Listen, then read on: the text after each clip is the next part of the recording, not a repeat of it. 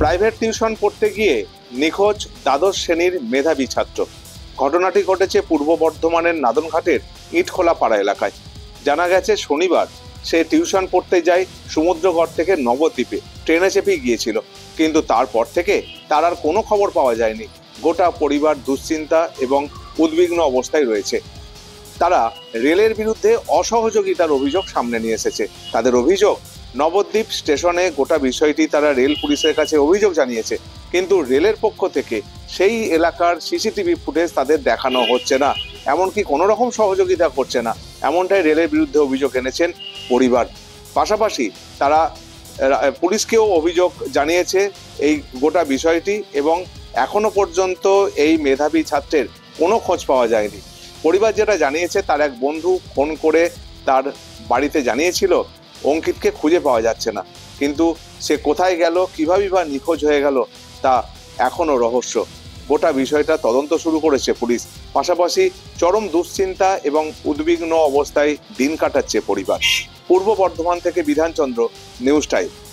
দিন হাঁটার পর এবার কোচবিহারের ডাওয়াগুড়ি এলাকা থেকে উদ্ধার হলো মর্টার শেল।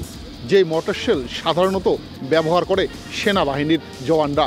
আর দিনহাটায় যে মর্টার শেল উদ্ধার হয়েছিল তার মধ্যে লেখা ছিল পাকিস্তান। আর এই মর্টার শেলকে উদ্ধারকে কেন্দ্র করে রীতিমতো চাঞ্চল্য ছড়িয়েছিল। তার কয়েকদিন কাটতে না কাটতে এবার সেই মর্টার শেল, একই ধরনের প্রায় মর্টার শেল উদ্ধার হলো কোচবিহারের ডাওয়াগুড়ি এলাকায়।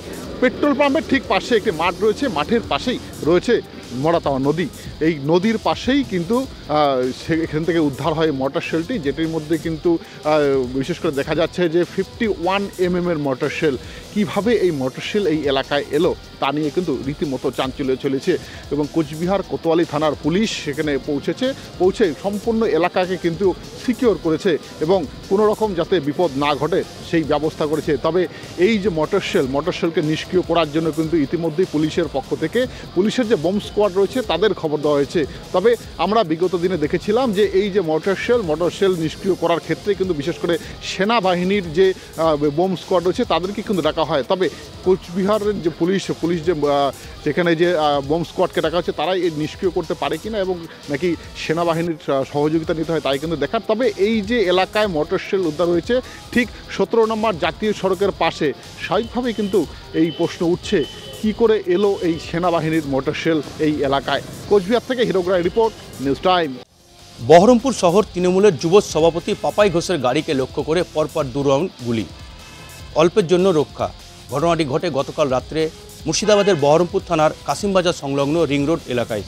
জানা যায় পাপাই ঘোষ গতকাল রাত্রে তার গাড়ি করে রিং রোড এলাকা দিয়ে যাচ্ছিল। তারপরেই পিছন দিক দিয়ে হঠাৎ একটি বিকট আওয়াজ আসে। তারপরেই দেখা যায় সেখানে তার গাড়িকে লক্ষ্য করে পরপর 2 রাউন্ড গুলি করা হয়। যদিও এই গুলির ঘটনায় কারোর কোনো ক্ষয়ক্ষতির খবর নেই। ঘটনার খবর পেয়ে ঘটনাস্থলে পৌঁছায় বহরমপুর থানার পুলিশ এবং তদন্ত শুরু করে। যদিও এই ঘটনায় পাপাই ঘোষ তিনি জানিয়েছেন যে রাজনৈতিক কোনো কারণে তার উপরে হামলা হতে পারে, তবে কে বা কারা এই হামলা করেছে তা তিনি জানেন না। তবে এই ঘটনার তদন্ত শুরু করেছে বহরমপুর থানার পুলিশ। মুর্শিদাবাদ থেকে মোহাম্মদ রফির রিপোর্ট, নিউজ টাইম।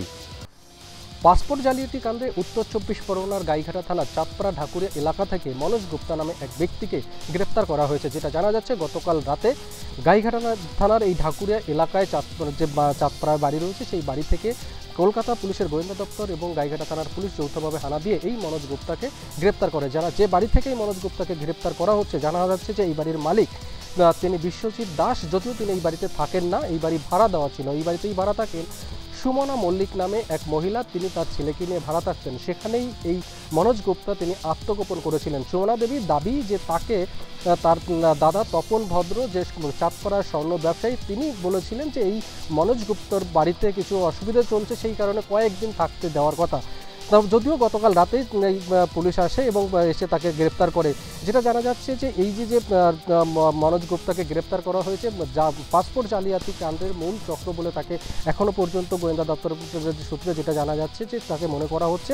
তবে প্রশ্ন হচ্ছে যে এই যে সুমনা দেবী তিনি যে বলছেন যে এই মনোজ গুপ্তাকে তিনি চেনেন না, স্বাভাবিকভাবে প্রশ্ন উঠছে যে যাকে চেনেন না একজন অপরিচিত ব্যক্তিকে বা একজন মহিলা তার সন্তানকে নিয়ে যেখানে থাকেন কেন থাকতে দিলেন। যদিও তার পরিষ্কার দাবি যে তার দাদা যে তপন ভদ্র তিনি রাখতে বলেছিলেন, তাই তিনি এখানে থাকার জন্য তাকে আশ্রয় দিয়েছিলেন। যদিও এই তপনের বাড়িতে গিয়ে যেটা জানা যাচ্ছে যে তপন বাড়িতে নেই, তার ফোনে আমরা ফোন করার চেষ্টা করেছিলাম, যদিও তার সঙ্গে যোগাযোগ করা সম্ভব হয়নি। তিনি কোথায় আছেন তাও তার স্ত্রী তিনি জানাতে পারেননি। তবে তার স্ত্রীর দাবি যে এই মনোজ গুপ্তা নামে তারা কাউকে চেনেন না এবং তার বাড়িতে কখনো মনোজ গুপ্তা নামে কাউকে দেখেননি। আর এখান থেকেই প্রশ্ন উঠছে যে যে ব্যক্তির কথা মনোজ গুপ্তা, তাকে এখানে আশ্রয় দেওয়া হয়েছিল এবং কারা আশ্রয় দিয়েছিল সেই বিষয়ে যেমন একটা প্রশ্ন রয়েছে যে একজন অপরিচিত ব্যক্তিকে কেন আশ্রয় দেওয়া হলো, পাশাপাশি প্রশ্ন উঠছে যে এই যে মনোজ গুপ্তা তার কী উদ্দেশ্য ছিল এখানে আত্মগোপন করার। কারণ গাইঘাটা এলাকা সীমান্তবর্তী এলাকা, গাইঘাটা থানার বিস্তীর্ণ এলাকা, সীমান্তবর্তী বাংলাদেশ সীমান্ত, সেখান থেকে কি এই মনোজ গুপ্তা বাংলাদেশে পালিয়ে যাওয়ার কোনো চক্র ছিলেন? কারণ পাসপোর্ট জালিয়াতি চক্রে যেভাবে গ্রেপ্তার একের পর শুরু হয়েছিল এবং যে তদন্তর গতি যেদিকে এগোচ্ছিল, মনোজ গুপ্তা কোথাও কি মনে করেছিলেন তিনি গ্রেপ্তার হতে পারেন, তাই বাংলাদেশে পালিয়ে যাওয়ার চক্র ছিলেন, নাকি এই যে সীমান্তবর্তী এলাকা দিয়ে এখান থেকে অনেক সময় অনুপ্রবেশের মতো ঘটনা ঘটেছে এবং সামনে এসছে, সেই অনুপ্রবেশকারীদের হাত দিয়ে বা সেই অনুপ্রবেশকারীদের মধ্য দিয়ে তিনি আবার তার যে এই জাল পাসপোর্ট জালিয়াতির চক্র, সেই চক্র আবার এখান থেকে শুরু করার চেষ্টা করছে। সম্পূর্ণ বিষয়টাই গোয়েন্দা দপ্তরে তারা তদন্ত করে দেখছে। গাইঘাটা থেকে উৎসব মণ্ডল, নিউজ টাইম। অবশেষে বন দপ্তর শিমলিপাল রিজার্ভ ফরেস্ট থেকে পালিয়ে আসা বাঘিনীকে খাঁচাবন্দি করতে সক্ষম হলো। রবিবার বিকেলের পর এই বাঘিনীকে নতুন করে আবার ট্র্যাঙ্কুলাইজেশন করা হয়।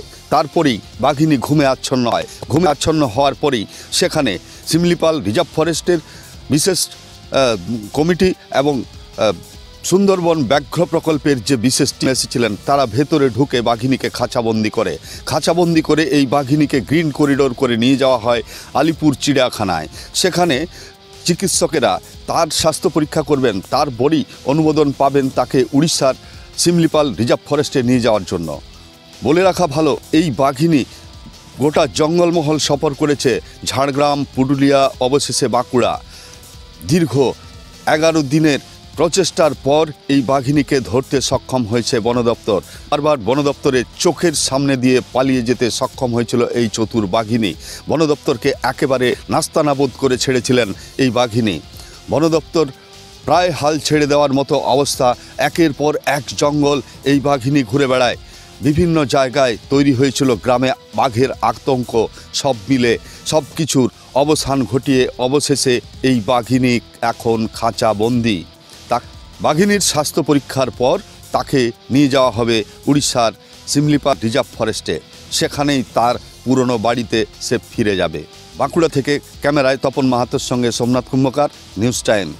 বেআইনি নির্মাণ কার্যে বাধা দেওয়ার অপরাধে শিক্ষক দম্পতিকে প্রাণে মারার হুমকি প্রদর্শন এবং সেই সঙ্গে তাদেরকে লক্ষ্য করে ইট ছুঁড়ে মারার অভিযোগ উঠেছে বিজেপির এক নেতার বিরুদ্ধে। পেশায় আইনজীবী অভিযুক্ত ওই নেতার নাম পিন্টু সরকার। বালুরঘাট পুরসভা এলাকার 17 নম্বর ওয়ার্ডের সাহেবকাছি পাড়ার ঘটনা।